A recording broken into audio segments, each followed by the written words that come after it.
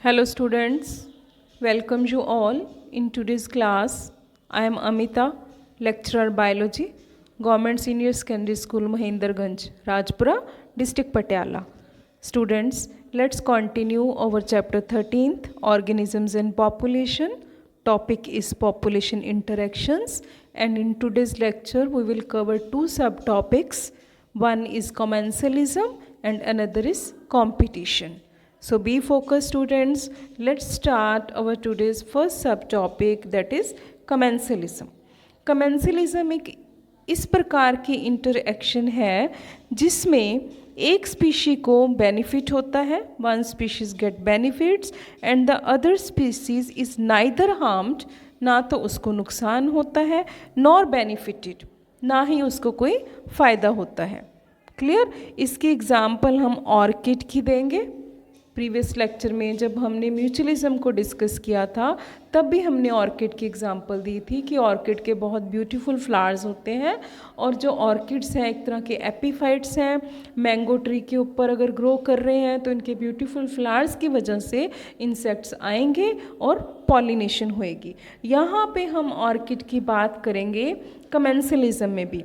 Orchid growing on a mango tree, आप देख रहे हो कितने ब्यूटीफुल फ्लावर्स हैं. अब ऑर्किड को फ़ायदा हो रहा है क्योंकि उसको स्पेस मिली मैंगो ट्री की बाग के स्टेम के ऊपर ग्रो करने की, और मैंगो ट्री को ना कोई फ़ायदा हो रहा है ऑर्किड से, ठीक है, ना उसको कोई नुकसान हो रहा है. Clear. So this is an example of commensalism. Okay. एक और एग्जाम्पल जो हमारी बुक में मेंशन है दैट इज़ बार्नेकल्स ऑन वेल. बार्नेकल्स क्या होते हैं? बार्नेकल्स बेटे आर्थ्रोपॉड्स हैं, ठीक है. ये वेल की आप देख रहे हो ये स्पॉट्स, ऑल दीज आर बार्नेकल्स.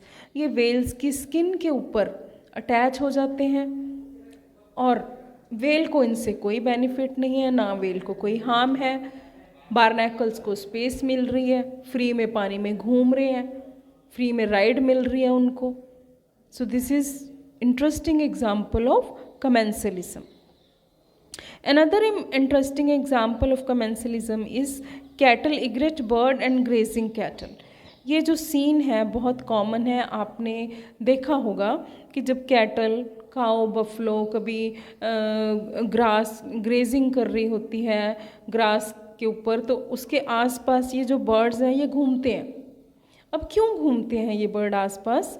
क्योंकि जब कैटल ग्रेजिंग कर रही है तो ये जो छोटे छोटे इंसेक्ट्स होंगे ग्रास के ऊपर वैसे तो इस बर्ड्स को दिखाई नहीं देंगे, लेकिन जब कैटल की मूवमेंट होगी ग्रास के ऊपर तो ये इंसेक्ट्स उड़ जाएंगे वहाँ से.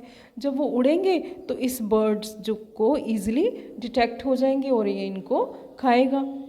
अब कैटल को तो कोई फ़ायदा नहीं है एग्रेट बर्ड से, एग्रेट बर्ड को बहुत फ़ायदा हो रहा है. So this is an example of commensalism, जिसमें एक स्पीशीज़ को फ़ायदा हो रहा है, एक स्पीशीज़ को ना नुकसान हो रहा है ना फ़ायदा हो रहा है. ठीक है. Another example is C anemone and clown fish. ये भी commensalism की एग्जाम्पल है. ये सी एनीमोन है. अब सी एनीमोन के स्टिंगिंग टेंटिकल्स होते हैं जिनमें से पॉइजन निकलता है. कोई भी प्रेडेटर सी एनीमोन को नहीं खाता. सी में ये क्लाउन फिश इसके टेंटिकल्स में चिपके रहती है, इसको प्रोटेक्शन मिल जाती है. सी एनीमोन को ना कोई फ़ायदा है ना कोई नुकसान है. तो कौन सी एग्जाम्पल हुई ये? commensalism की, in which one species gets benefit and another species neither benefited not harmed. ये एग्जाम्पल्स आपको याद रखनी है. एग्जाम्पल के बेसिस पे आपको नेम ऑफ द इंटरेक्शन पूछा जा सकता है. Okay. Next interaction is competition.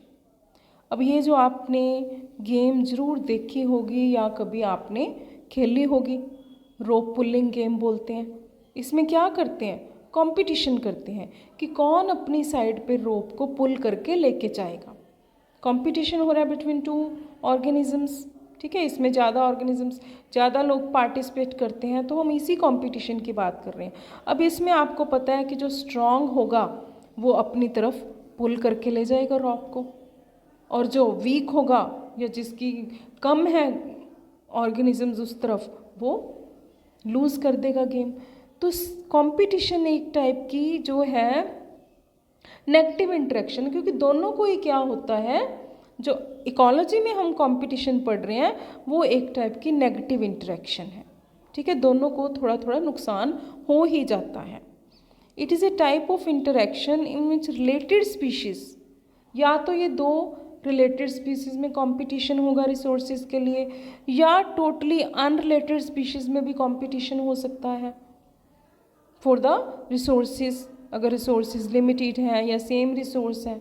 सो आपको ये ध्यान में रखना है कि कंपटीशन बिटवीन सिमिलर स्पीशीज़ भी हो सकता है और अनरिलेटेड स्पीशीज़ में भी हो सकता है। अब हम एग्जांपल लेते हैं। हमारी बुक में जो एग्जांपल मेंशन है कि शैलो साउथ अमेरिकन लेक्स की बात की गई है, वहाँ पे फ्लेमिंगोज आते हैं।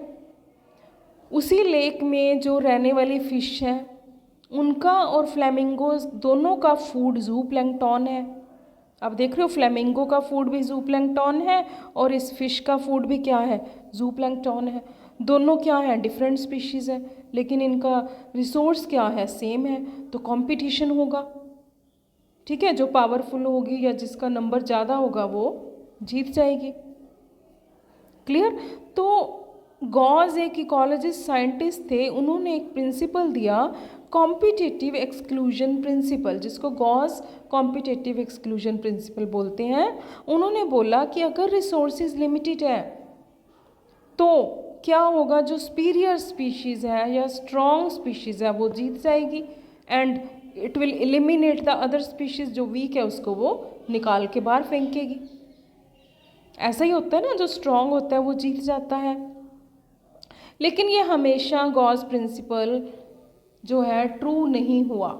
एविडेंसेस हैं हमारे पास कि कॉम्पिटिटिव एक्सक्लूजन है जो in nature is not always conclusive. आप ये नहीं कह सकते कि स्ट्रॉन्ग की ही जो है जीत हुई है। अब क्या क्या एविडेंसेस हमें मिली, गैलापागोस आइलैंड की हम बात करते हैं। वहाँ पे क्या है, जो टॉर्टोइस हैं वो भी क्या खाते हैं, ग्रास खाते हैं। टॉर्टोइस तो स्ट्रॉन्ग होता है, उसका जो आउटर शेल होता है वो कितना स्ट्रॉन्ग होता है। वहाँ पे गोट्स भी हैं, गोट्स तो बहुत जो हैं वीक होती हैं, है ना, शाई होती हैं, भाग जाती हैं, देख के डरती हैं, तो उनका फूड भी क्या है, ग्रास है। अब गैलापागो आइलैंड्स पे क्या हुआ कि गोट्स की जो नंबर था वो बढ़ गया, और गोट्स की ग्रेजिंग पावर है, जो ब्राउजिंग पावर है, वो टर्टल से ज़्यादा थी, टॉर्टोइस से ज़्यादा थी। तो गोट्स इतनी बढ़ गई कि उन्होंने टर्टल को उस आइलैंड से एक्सटिंक्ट कर दिया, भगा दिया। अब यहाँ पे स्ट्रॉन्ग वीक का कंसेप्ट जो गॉस प्रिंसिपल का था वो रूल्ड आउट हो गया। ये मेंशन है हमारी बुक में एग्जाम्पल, ठीक है। तो अब एक और नया कंसेप्ट सामने आया, कॉम्पिटिटिव रिलीज। कॉम्पिटिटिव रिलीज में क्या होता है कि a species whose distribution is restricted to a small geographical area, एक छोटा सा जोग्राफिकल एरिया है, उसमें एक स्पीशीज़ है, उसकी डिस्ट्रीब्यूशन कम है, ठीक है, उसके कम नंबर है। क्यों?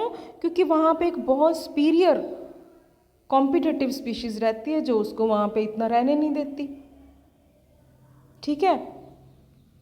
लेकिन ये प्रूव हुआ कि अगर हम इस कॉम्पिटिटिव सुपीरियर स्पीशीज़ को ही वहाँ से हटा दें तो ऑटोमेटिकली जो वीक स्पीशीज़ है, जिसकी डिस्ट्रीब्यूशन रिस्ट्रिक्टेड है, उसकी जो नंबर है, उसकी रिप्रोडक्शन रेट है, जो इंक्रीजिंग रेट है जो हमने किया था ना, R is equal to B-T, वो क्या हो जाएगा, उस स्पीशीज़ का इंक्रीज़ हो जाएगा, क्योंकि हमने सुपीरियर कॉम्पिटिटिव स्पीशीज़ को वहाँ से रिमूव कर दिया, कंपटीशन ही हमने ख़त्म कर दिया।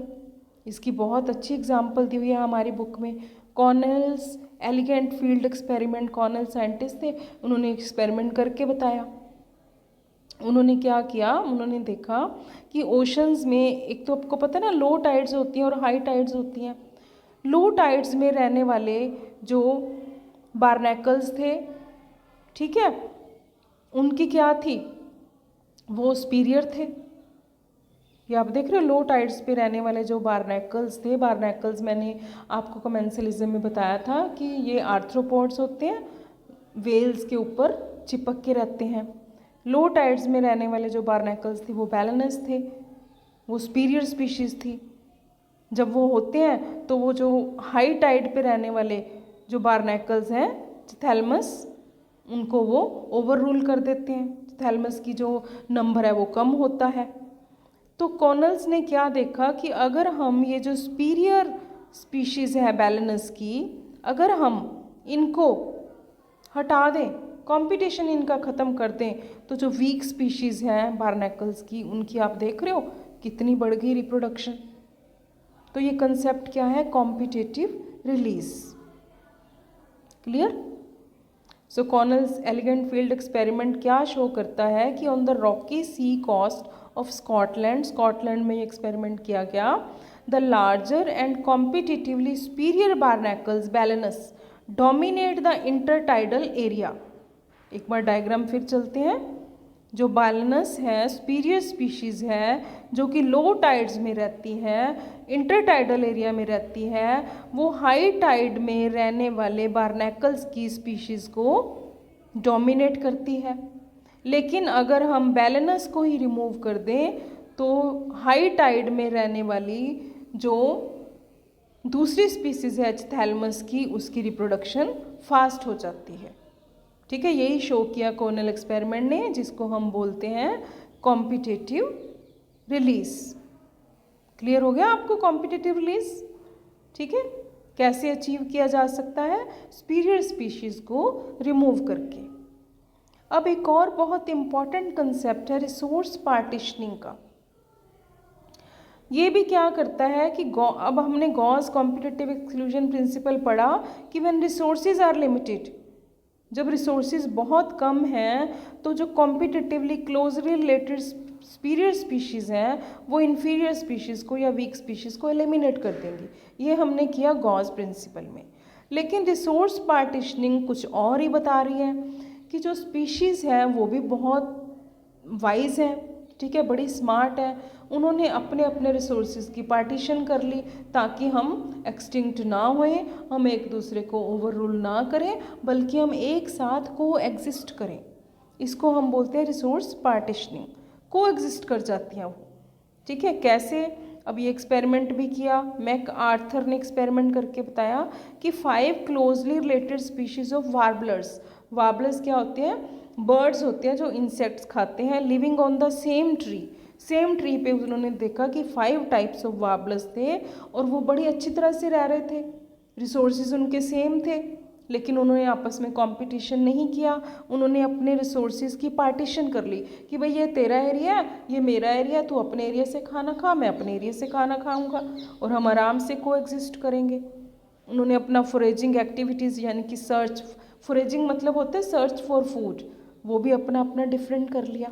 ठीक है, चलो हम डायग्रामेटिकली समझते हैं। सपोज ये हमारे पास एक कॉनिफर ट्री है, ठीक है, यहाँ पे हम देखते हैं कि 3 टाइप के वॉबलर्स हैं। ठीक है, हम छोटा सा एक बर्ड ड्रॉ करके देखते हैं। ठीक है, ये बर्ड है, ये बर्ड है जो फर्स्ट टाइप ऑफ वॉबलर है, ये यहाँ से ही इंसेक्ट को खाएगा, इसका ये एरिया है। ठीक है, इस एरिया में ये नहीं आएगा। यहाँ पे रहने वाला जो वॉबलर है वो यहाँ से इंसेक्ट को खाएगा, ऊपर वाले एरिया में नहीं जाएगा। जो लोअर साइड पे है रिसोर्सेज हैं, जो इंसेक्ट हैं, उनको थर्ड टाइप का वॉबलर है जो वो खाएगा, ये उसका एरिया है। ठीक है, सो इस तरह से जो है 5 टाइप के वॉबलर्स पे एक्सपेरिमेंट किया गया और वो दोनों ने को एग्जिस्टेंट शो की। तो इसको हम बोलते हैं resource partitioning. Clear students? So this is all about today's lecture.